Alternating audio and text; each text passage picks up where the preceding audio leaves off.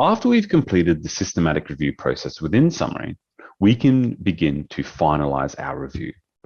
Once we've screened, once we've critically appraised, data extracted and synthesized our results together, we can now enter the Review tab.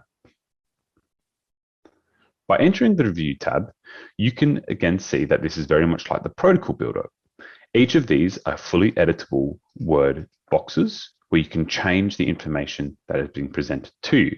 All of this information is just there as exemplar text as to what is expected if you're writing a JBI systematic review of effectiveness.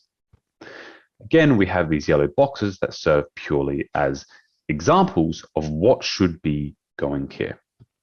On the right-hand side, you will see a list of citations. Now, these citations have automatically populated from the studies that we imported under the Studies tab. If I want to import more citations to be used in this systematic review, I can do so by clicking on this Import File button, and I would import files in the same manner covered in our How to Import Studies into JBI Summary video. Or I could import studies manually, and I do this by clicking on the plus button. I first need to select what type of citation I'm including, and then I would need to manually enter all the information here and click Save. For now, I will just cancel out.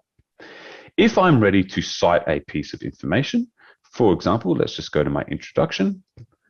I will remove this and say I want to cite this text here. I would simply click and drag this citation and it would appear here, and it would automatically appear in the final review. When I'm ready to export the document to a Word document file, I would simply click this export button here.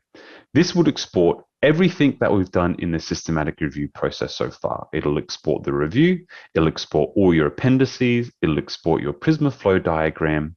It won't, however, export your meta-analyses or qualitative meta-aggregative flowcharts that we covered under the Synthesis tab, and those files need to be exported under here.